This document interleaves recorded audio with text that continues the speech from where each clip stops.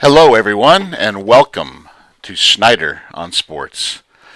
Thanks for tuning in. We're going to do a little bit talking about the sports world tonight. I have a passion for sports, and I want to share that passion with every single one of you. Tonight, we'll talk about a couple different subjects. Talk about why TV ratings are down with the NBA. Talk about who's going to win Super Bowl 50 and just some other random thoughts as we go along. But let's start off with the poor ratings in the NBA. A lot of different theories being put forward as far as why this is happening. Why are fewer people watching the National Basketball Association? Now, I'm a devout fan, so I'm probably always going to be watching. But you have to think of it this way.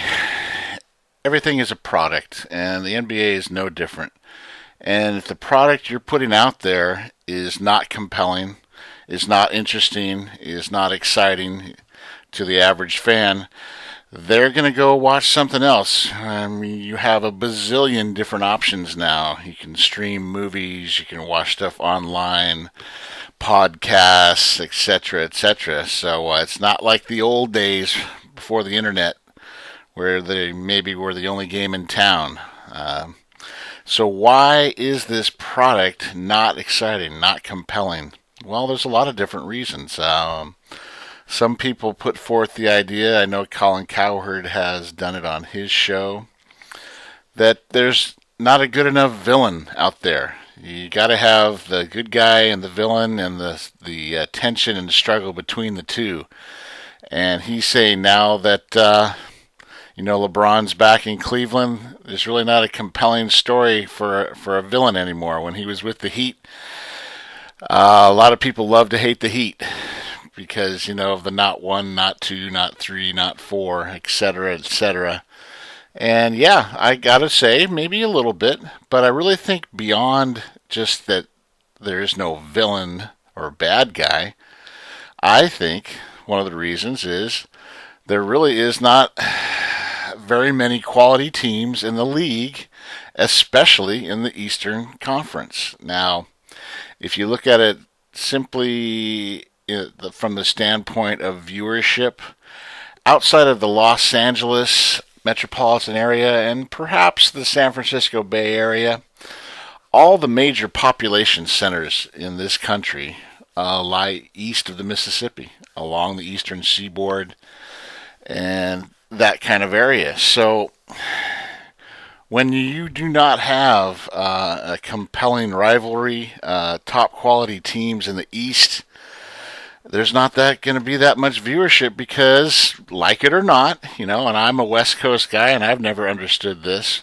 especially with the advent of technology. You can DVR and record and all these things, but the bottom line is still the population is not going to stay up late to watch a Western Conference game. Very rarely. Very rarely. They will watch the big games, maybe a Golden State San Antonio or Golden State Clippers or something like that, but they're not that interested in the Western Conference, and they're not going to stay up past midnight to watch a regular season game. They want to see the teams in the East. They want to see the Celtics. They want to see the Knicks. They want to see the Cavaliers. They want to see Indiana. They want to see Miami.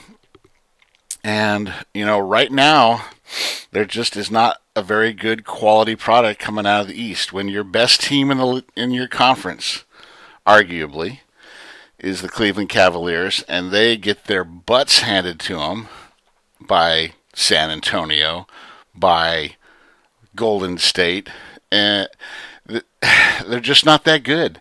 And when your product's not that good and the majority of your viewership focuses in on the Eastern Conference teams, the ratings are going to be down. Now, why is the quality of the teams? And it's not just the Eastern Conference. There's plenty of teams in the West that are not that compelling to watch, shall we say. I think the main cause, though, of this is that, like I said, the teams just aren't that good. Now, you got to ask yourself, okay, so why aren't the teams that good? Well, your feeder program or your farm teams, for better or worse, are the college teams. And we have created a system in college basketball that allows the majority of the most talented players to leave after one season, at most 2 seasons. Some do the jump straight from high school to pros. Not that much, but there are some. But the problem is that these young players are suffering. They're suffering in the NBA because they did not have an opportunity to mature at the college level. They didn't have the opportunity to work on their skills at the college level. The whole system there, starting with AAU basketball, is geared to showcasing the individual and the individual's talents in the best possible way that they can become a high draft pick in the NBA. It has absolutely nothing to do at the college level with winning championships anymore. And the best example of this is John Calipari at Kentucky. And like him or hate him, he is just the best example, the person that's been best able to adapt his system to the reality of what's going on. He brings in the blue chip recruits every single year, the top, prospects coming out of high school, and it is entirely geared towards showcasing their talents so that they can go pro after their freshman year, after their sophomore year. Now, because he's able to create this great funnel of talent, for the most part, his teams are competitive. In the last few years, they've either won the NCAA championship or come very close. But the problem is there is no team building. There is no time. The players are not getting the time they need to mature physically, to mature emotionally, to get ready for the next level. So what you're seeing is a lot of great young talent that is very raw, very unseasoned when it gets to the NBA, and the leap in the style of play, the leap in the talent from college to NBA is absolutely astounding.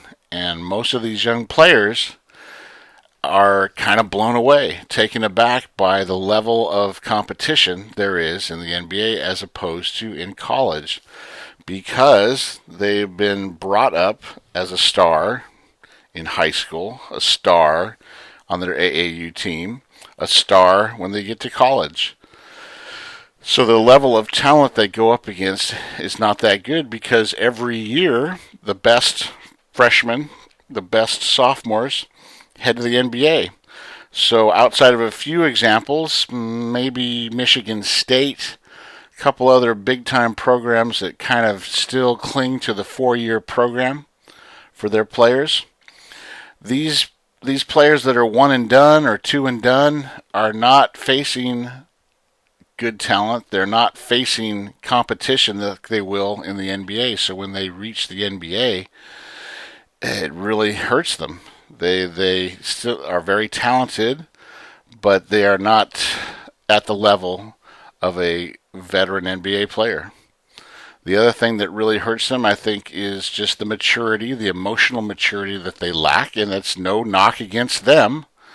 I mean, we're talking about 18, 19, 20-year-old young men, and the maturity is just not going to be there, as opposed to someone who plays all 4 years in college and goes pro at maybe 22 or 23. There is a huge difference in maturity between a young man who is 19 or 20 and a young man who is 22 or 23.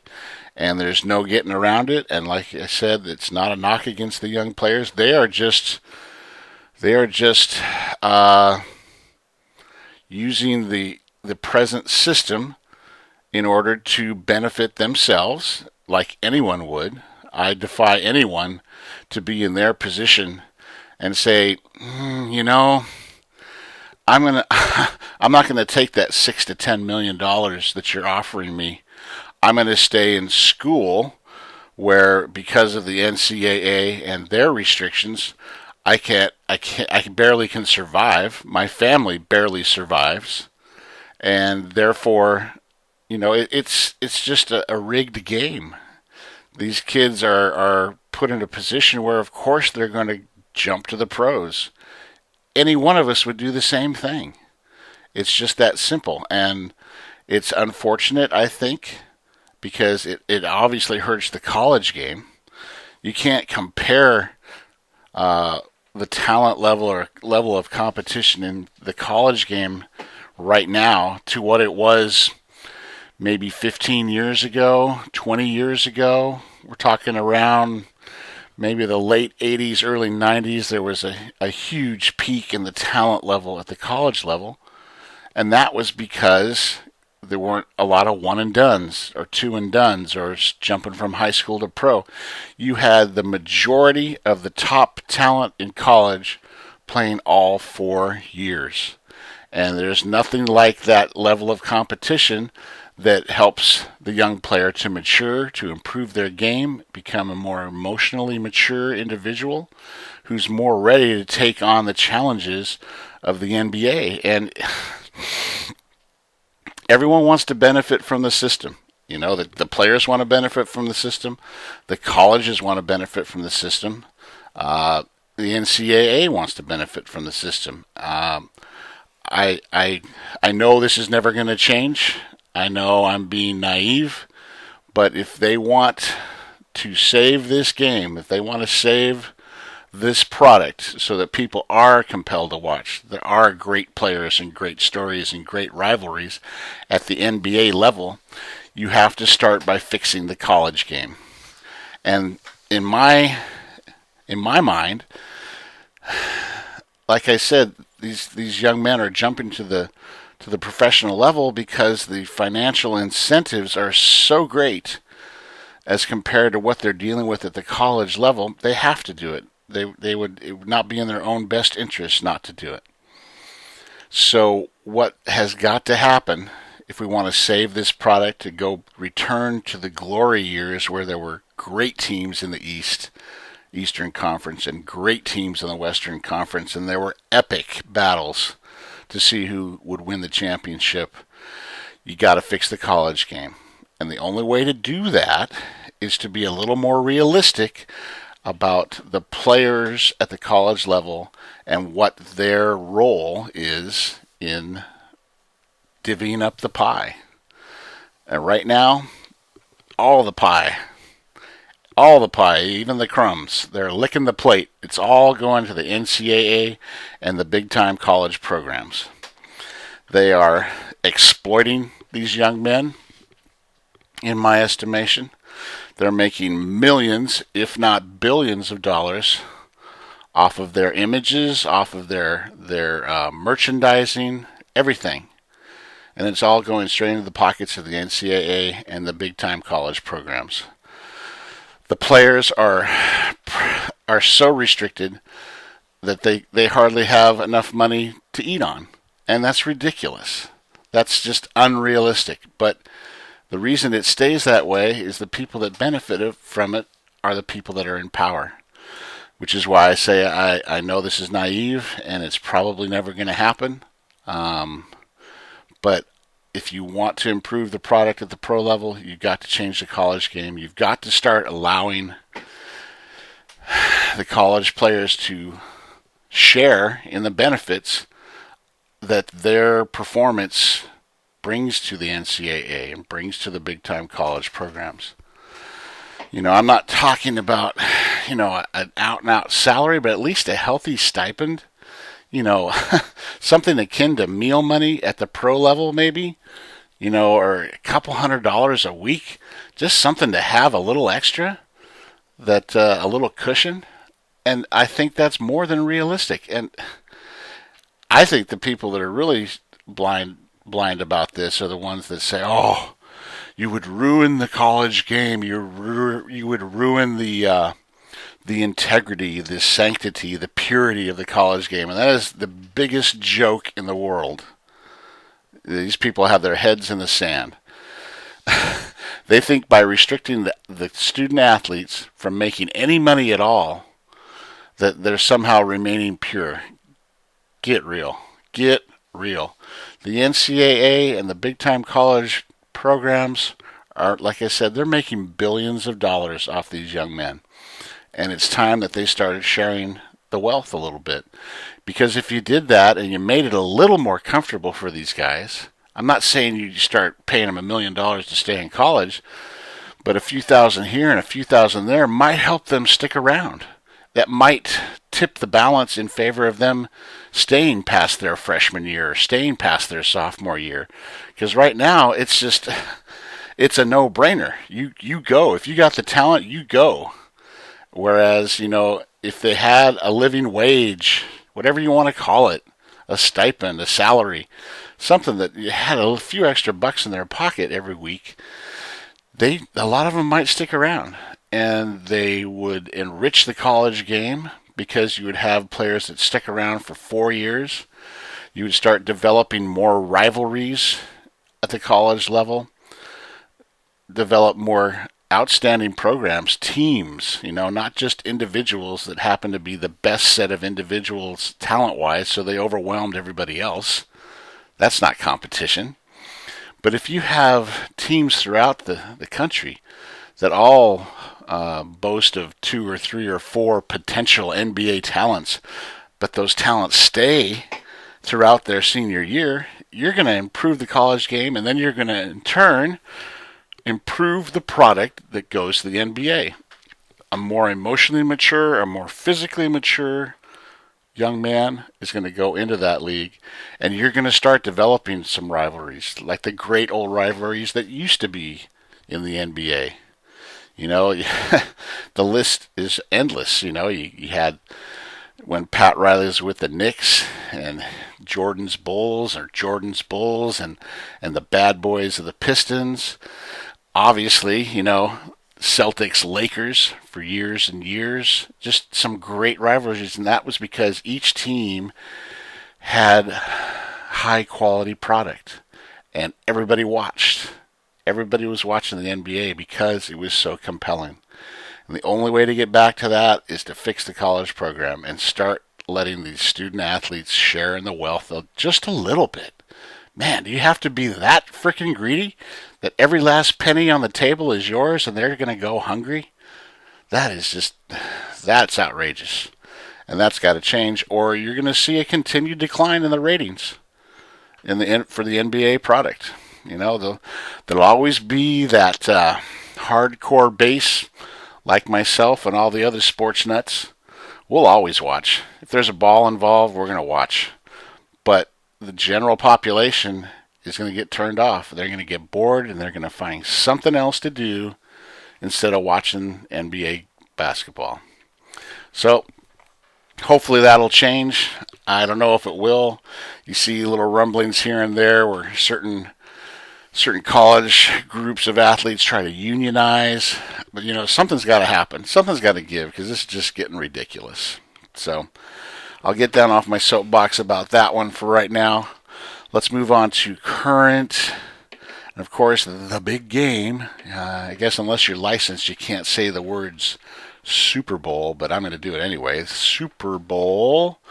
The championship game for the National Football League is upon us this Sunday, 3:30. Be there or be square. So you got the matchup, the young upstart, talented Carolina Panthers, and then you have, of course, Denver, who is trying, as the sheriff, as they call him, although I don't think he's ever really embraced that nickname. And I don't know, I don't think it really fits. But Peyton Manning versus Cam Newton. And I don't know about you, I've been kind of tuned into the Super Bowl hype this week. Not completely, but it's kind of hard to escape if you're watching sports at all. It kind of dominates the landscape right now. And all you've been hearing since the teams have gotten to Santa Clara, or even before, was that Carolina's going to win. Denver has no chance. let's just hope they don't get embarrassed. That's really been the line, the official line. I don't know where it's settled at betting wise. It's right somewhere between 5 and 6 point underdogs, which is a lot in the NFL, and it's a really lot for a Super Bowl. So, I've heard it all. I've heard how great Cam Newton is, and I'm not going to argue with you. He is a great talent. How great their defense is, great offensive line, great coach in Ron Rivera. Shout out to Seaside High grad in our area out here. Ron, good job. And it's just been nothing but Carolina, Carolina, Carolina, Carolina all week long. And it's kind of funny how it kind of tilts that way sometimes. A lot of it has to do with their performances in the championship games. Obviously, Carolina just beat the brakes off of Arizona. It wasn't a game. It really showcased the talents of that team, the defense, and Cam Newton on the offense. And then you had Denver, New England, and Denver squeaked it out barely, down to the last play. If New England had converted the 2-point conversion, we'd go to overtime. Something else might have happened. So that kind of gets extrapolated for 2 long weeks. And pretty soon you have what we have right now is that no one is giving Denver any kind of chance of winning this game. And that's the kind of time when I really start wondering, are we really being accurate here? I mean, you look at the two teams, and I think they're extremely evenly matched. I could be wrong. I guess we'll find out on Sunday. I think they both have incredible defenses. They both have, in different ways, incredible talents at the quarterback position.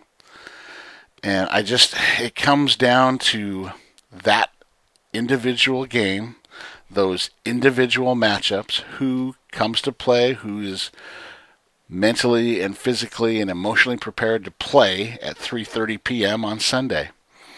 And like I said, I could be dead wrong. This might be another blowout like with Seattle and Denver a few years back. But I don't know. You see, Cam Newton coming into his own. He's getting all the pub. All the bright lights are on him. And with Peyton, it's like, well, poor old Peyton Manning. I hope he can limp his way onto the field, and hopefully he won't embarrass himself, and he can, retire, and we can look back fondly on his accomplishments. But I'll tell you what, he is not that kind of guy. He is not that kind of guy. He never will be. And I know right now, inside, it is burning him up the way people have written him off. Everybody is going with Carolina. Outside of his immediate family and his teammates and their families, I think everybody else in the world is betting hard on Carolina. And I guess we'll see, but I don't know. When it starts tilting that way and everybody's going, oh, yeah, Carolina, yeah. No way. Ain't no way Peyton's going to win. It's Cam. It all comes down to those individual matchups, the situations, the way the game starts, who gets that advantage. That's what makes it fun to watch, right? That's why we play the games. I know a few years back there was a team that was undefeated going into the Super Bowl, and there was going to be a coronation of the first undefeated team since the Miami Dolphins way back in '72. And then they played the game, and there was a guy. What was that guy? Was that guy named Manning? He was. There was a guy named Manning that showed up and said, well, let's just play the game anyway. Let's just see what happens. And they ended up winning. They ended up winning ugly. But they won. They won ugly. And that's what might happen this weekend, this Sunday. The Denver Broncos might just end up winning ugly. And I, for one, hope it happens. I mean, Cam Newton's got such a rosy future in the game. He's got so many years ahead of him, barring injury, of course. God forbid. And this is Peyton Manning's last shot at the title. So I don't know. There's motivation, then there's motivation, and Peyton's been in this game a long time. He's seen a lot of things. There's that element of experience of having been there, whether you won or lost, whatever. That guy's seen it all, and he knows how to react in every situation. And not taking anything away from Cam Newton. I love that guy. He's a great player, but he's still young. And this is the first time on the big stage for him. Now, he may step up and start cementing his own legend, starting with this game. But man, like I said, when everybody starts tilting one way and saying this team is going to win no matter what, man, let's just play the game and see what happens. Because I got a feeling Peyton Manning has got a few tricks up his sleeve because he's got nothing to lose. He doesn't have to worry about next year, anything. This is it. When he steps on that field, it's 60 minutes and then he's done. I think everybody knows that, even himself. So we're going to have a unique opportunity to see an all-timer, future Hall of Famer, have one last shot at the title. And I got a feeling it's going to be a little more interesting than a lot of people are saying right now. So I can't wait. Can't wait to see that game. And either way it goes, if it turns out to be Broncos winning ugly or Cam Newton reaffirming just how great he is, I just can't wait to see it because it's going to be a great ball game. So anyway, that's about all I got tonight. Looking forward to Super Bowl, and we're in February now, so spring training is around the corner. We'll start talking about some baseball here pretty soon. Start seeing how that's going to play out, all the news and notes, and beyond that, just everybody have a great weekend. I hope you have a great spot to watch this killer Super Bowl at, and we'll see what happens. Thanks again, everyone, and take care. God bless.